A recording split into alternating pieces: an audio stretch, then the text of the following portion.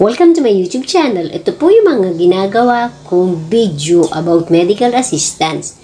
Yan po ang mapapanood nyo sa aking YouTube channel. Dito po kayo makakakuha ng mga idea, katulad sa DSWD Batasan, kaya po charts, kung paano po kayo makakakuha ng medical assistance. At ito nga po yung mga requirements. Punta lang po kayo sa aking channel. At ito po ang aking video ginagawa. Hello everyone! Welcome to my YouTube channel. I'm Dinah Tolentino, so please subscribe. So, alam niyo po ba, kapag magme-medical assistance po kayo, may mga requirements po yan. At kailangan po, pag nag-medical assistance kayo, kompleto kayo sa requirements. So, ito po yung pag-uusapan natin. Ang pinaka-importante po, talaga, ang isang requirements na pinaka-importante po sa lahat ay yung medical abstract or medical certificate. Alam niyo po ba kung ano ibig sabihin ng medical abstract? Ang medical abstract po, dito po naka-detalye kung ano po yung inyong karamdaman, kung ano yung gamutan nyo, kung ano yung procedure nyo, kung ano yung pinagmula ng sakit nyo. So, iyan po ang tinatawag na medical abstract. Diyan po lahat nakadetalye kung ano po kayo merong sakit. Kung ano ang diagnosis sa inyo. At iyan pong medical abstract, nakukuha po yan sa hospital na kung saan po kayo nagpapacheck up. Iyan po ay ibinibigay kusa ng doktor. Kung public po, wala po yung bayad. Kung saan binibigay ng doktor, dahil alam naman po niya mga pasyente ay mga nangihingi ng tulong sa mga ahensya. Kaya po kung saan nila po yung binibigay yung medical abstract. Kapag po nagpa-check up kayo, bibigyan kayo ng medical abstract. At yun naman pong medical certificate, yan po ay pwede nyo din kunin sa hospital or sa mga clinic na nagpapa-check up. Ganyan din po yan. Kumbaga, naka-indicate din po yan kung ano yung sakit nyo, kung ano yung mga ininom ng gamot. Ngunit, iyan po ay pwede nyo makuha sa center, sa clinic, at sa hospital. At ito pa po, yung po medical abstract, pwede nyo po makuha yan sa public hospital. At pwede rin naman po sa private. Yun nga lang po, ang private hospital, clinic, ay may mga bayad po yan. Hindi ko lang alam kung magkano. Pero kung sa mga publikong hospital at malalaking hospital po kayo nagpapacheck up at pag-aari ng gobyerno, yan naman po ay libre.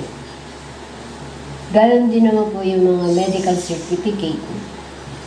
Kung kinakailangan po din ng medical certificate, pwede po kayo kumuha ng sa center. Yun po ay walang bayad. Kung halimbawa naman po sa private clinic kayo nagpapacheck up, meron po yung bayad. Kaya yun lang po yung kaibahan nila kapag kakailangan nyo ng medical abstract at medical certificate. So, yan po yung dalawang yan ay importante kasi requirements po yan. Yan yung number 1 na hinahanap po kapag po kayo ay hihingi ng tulong kahit saang ahensya, kahit saang po kayo lumapit ng tulong. Hahanapin po yan kasi nga po ang medical abstract, dyan po naka-identify ang inyong diagnosis, ang inyong iniinom na gamot, lahat po nakapaloob na dyan. Kumbaga, isang papel siya, pero marami siyang detalyeng malalaman at makikita ang doktor. At yung nagpapasahan niyo po na requirements.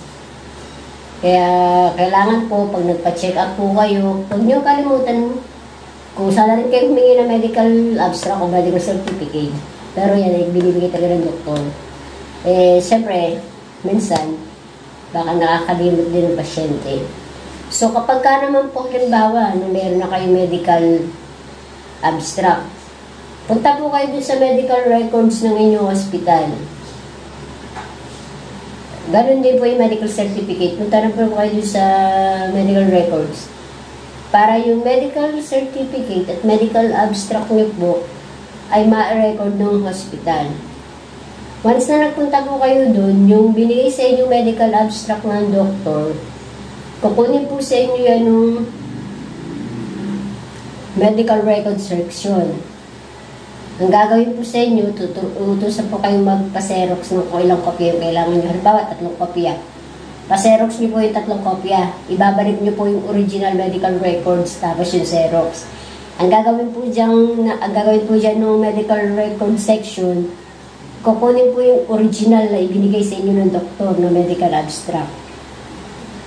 Pag po nakuha po yun, yung pong pinaserox yung 3 piraso o kailan man yung kailangan ninyo, tatatakan po yun na certified true copy. Kaya kayo po ay kailangan nyo dadaan talaga dun sa medical section. Kaya naman po nila kinukuha yung original medical abstract mula dun sa doktor na ibinigay sa inyo. Kaya po nila kinukuha para po meron kayong record. Anytime na gusto nyo kumuha dun ng medical abstract, meron po silang ipapaserok sa inyo. Yun nga lang, ibabalik nyo. So, yan po yung purpose niyan. Kaya kailangan dadaan kayo sa medical record section. So, yan po yun. Ganon din naman po yung medical certificate. Bibigay nyo yung original dun sa medical record section. Then, sasabihin sa inyo, pa-xerox kayo kung ilan yung kailangan nyo. Tapos, kapag naibigay nyo na, pa-xerox nyo na, gagawin po nila, tatatakan nila ng certified true copy. So, yung may certified true copy, yun yung ibibigay sa inyo. Then, yung pinaka-original medical abstract, i-keep it po nila yun kasi kailangan yun sa medical record section. So, kaya wag po kayo magtataka kung halimbawa ay kinuha yun sa inyo ng medical record. Kaya matatanggap nyo na lang yung certified true copy. So, kailangan po merong ganun.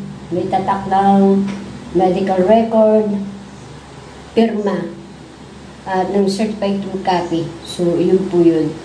Kung bakit importante po yung medical abstract. Kahit saan po kayo mag-apply, hanapan po kayo niyan.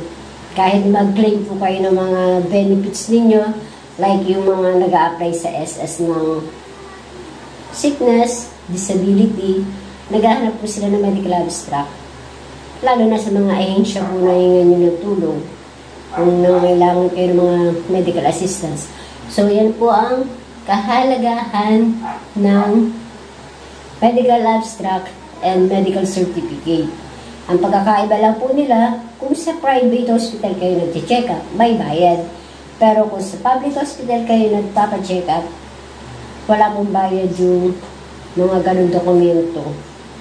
Basta pasa-certify nyo lang po sa medical records para po ma-valid yung document nyo. Kasi kapag wala pong pirma na doktor yan, walang certified true copy, yung seal po, ay pwede pong ma-invalid. So, pakukuhain po kayo ng bago.